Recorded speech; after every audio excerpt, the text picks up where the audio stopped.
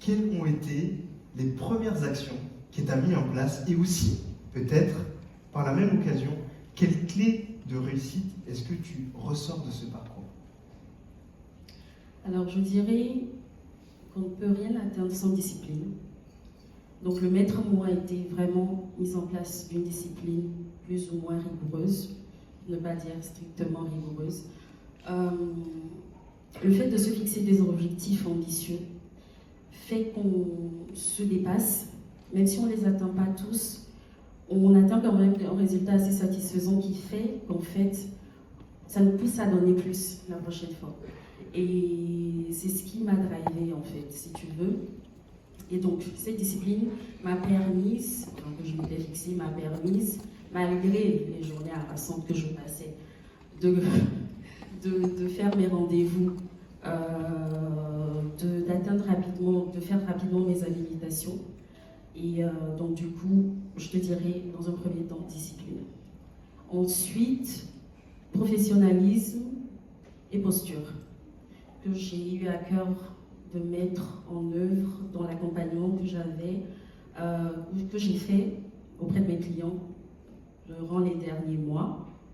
Et donc du coup, cet accompagnement et ce professionnalisme-là se sont ressentis parce qu'aujourd'hui, depuis le début du nouvel exercice, j'accompagne des clients qui découlent de la recommandation. Donc ce qui prouve quand même que le professionnalisme et la rigueur et le fait que je porte les projets de mes clients comme ils étaient le mien, comme si c'était les miens, me récompense tout simplement. Waouh, je crois que ça fait très, très, très. Ce que je me disais, c'est qu'elle est en double activité. Pour expliquer ce que ça veut dire, à côté de son métier principal, elle a décidé d'entreprendre dans la gestion de patrimoine. Et même avec ça, elle arrive à faire des résultats aussi exceptionnels. Mon cher Adrien, ton parcours est assez surprenant. Tu viens de l'univers de la recherche. C'est un univers très structuré, très académique. Et ma question pour toi est très simple. Comment est-ce qu'on passe de la Sorbonne à la gestion de patrimoine? J'ai envie de te dire, il suffit de traverser la rue. C'était une petite rêve, mais plus sérieusement, lorsque l'opportunité m'a été présentée de pouvoir devenir entrepreneur, je quittais il y avait quelques mois l'univers de la recherche pour prendre un CDI dans le privé. Et très vite, je comprends que le métro au boulot de l'eau, c'est peut-être pas ce que j'ai envie de faire toute ma vie. Parce qu'en tant qu'enseignant dans le supérieur, j'avais la possibilité de moduler mon temps. Donc la liberté, ça me parlait. Et il y a 1 an et demi tout juste, parce que je suis un peu en train de fêter mon anniversaire, parce que c'est le premier Watif qui a été mon déclic, une personne qui est dans cette salle, Arketa, m'invite au Watif. Je trouve que c'était trop me demander parce qu'il fallait que j'écoute ma grasse matinée du samedi, que je me déplace jusqu'à Paris, j'étais dans le 77, et qu'en plus je paye pour écouter des gens pendant toute une journée, je décline poliment et gentiment.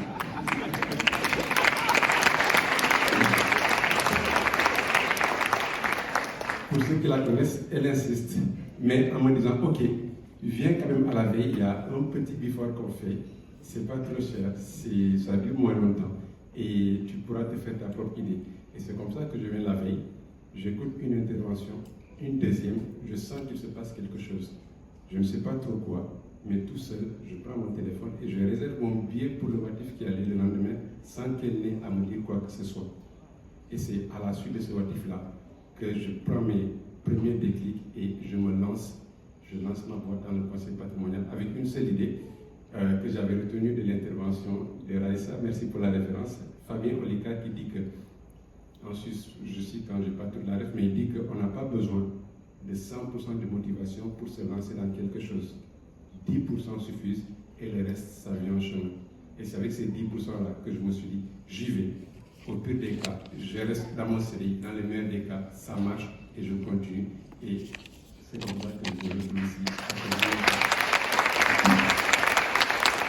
Bravo, Adrien. Une question également, c'est quelles ont été tes premières actions? Les premières actions, elles ont été simples.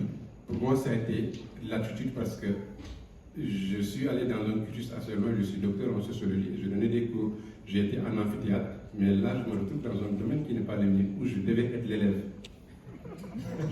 J'accepte d'apprendre parce que je suis avec des gens qui ont testé le modèle et qui réussissent. Donc je leur fais confiance et j'écoute tout ce qu'ils me disent, je le fais sans poser trop de questions. La deuxième chose, ça a été rapidement d'aller sur le terrain. Marcel en a parlé tout à l'heure. La vraie formation, c'est d'être sur le terrain.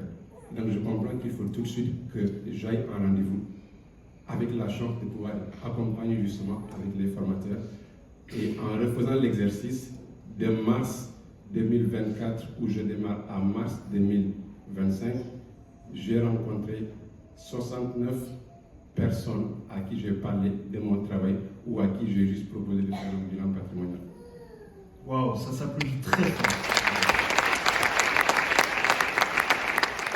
Une question pour finir, Adrien. Je crois, avant cette question, tu as une dédicace pour une personne qui est dans cette salle.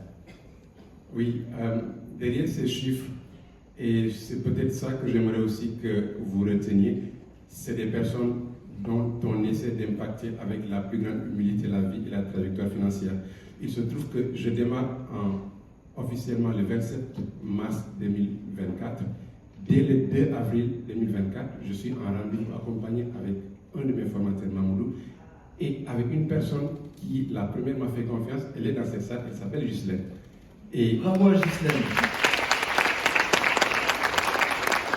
Avec Ghislaine, on fait un placement et il y a presque un mois, avec Ghislaine, on est passé chez le notaire pour son premier achat immobilier. Donc, merci pour la confiance et bravo pour vos décisions. Ensuite, j'aimerais me tourner vers toi, Farida. Waouh, quel parcours impressionnant.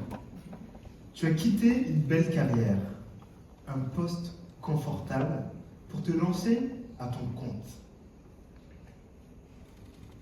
Est-ce que tu peux nous en dire 2 mots, s'il te plaît? Merci Karim pour la question. Bonjour à tous. Donc effectivement, moi, je découvre la gestion de patrimoine à la fac et ça me parle tout de suite. J'ai envie d'évoluer dans ce domaine, donc je décroche mon diplôme et mon premier CDI dans une grande banque de la place, donc super. Sauf que j'arrive et au fil des mois, c'est un peu la douche froide. Je me rends compte que finalement, c'est pas tout à fait ce à quoi je m'attendais. C'était pas la gestion de patrimoine telle que je l'avais apprise à l'école. Donc c'est des rendez-vous qui s'enchaînent, c'est des suivis qui sont de moins en moins personnalisés, mais surtout, je me rends compte finalement que je peux pas accompagner tout le monde. Que la gestion de patrimoine, finalement, elle est réservée en fait à une certaine catégorie de clients avec un certain niveau de revenus et un certain niveau de patrimoine.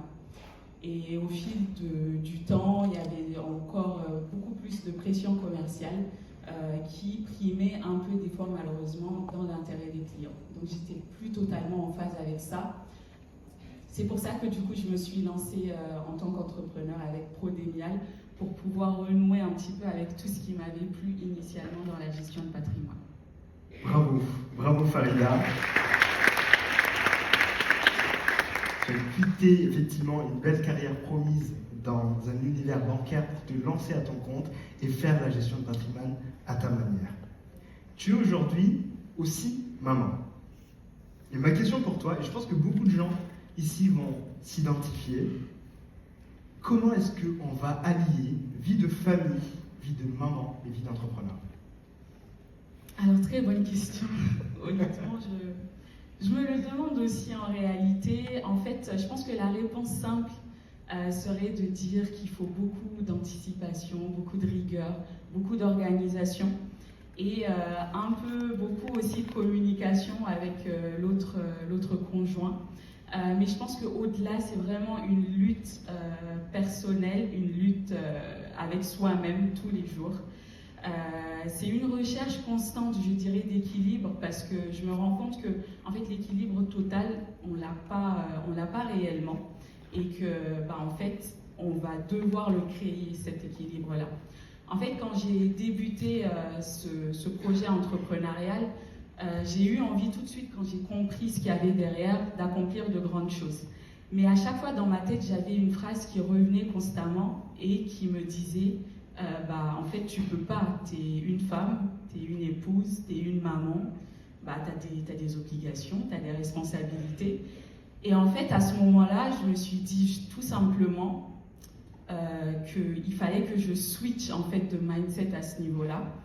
Et vraiment, le travail que j'ai fait sur moi, c'est que je me suis dit, je refuse que cette condition, en fait, finalement, me limite dans ce que j'ai envie d'accomplir. Et en fait, c'est une recherche constante, c'est cette décision-là. Mais je pense que ce qui m'aide aussi au quotidien, c'est le soutien également de mon conjoint, qui n'hésite pas à bousculer ses emplois de temps pour que je puisse évoluer dans ce projet-là. Donc j'en profite pour le remercier, il est quelque part dans la salle. Bravo. Merci pour tout ce que tu fais. Et pour finir, Farida, alors, on te découvre avec 1 million d'euros de volume d'affaires. On ne se rend pas compte du travail qu'il y a derrière. Et on le sait, la vie d'un entrepreneur n'est pas un long fleuve tranquille.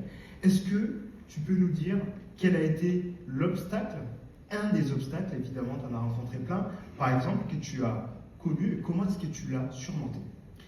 Je te confirme, Karim, il y en a eu pas mal, mais là, je pense à un des obstacles qui m'a vraiment, pour le coup, dérangé, c'était la lenteur administrative dans la création de mon entreprise.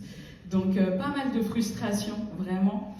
Mais ce qui m'a aidé à le surmonter, vraiment, je pense, c'est cette envie de réussir qui était plus forte, à laquelle je me suis accrochée. Et surtout, l'aide de mon équipe de formateurs qui ont vraiment toujours été là pour m'écouter, pour m'épauler, pour trouver la moindre solution qui pourrait contourner un petit peu les choses. Et j'en profite également pour les remercier. Merci, vous êtes les meilleurs. Merci à tous les trois. Merci pour vos partages, vos clés. C'est aussi ça le Watif, c'est des partages de parcours, de déclics et de clés. Innovation, s'il vous plaît, pour les trois.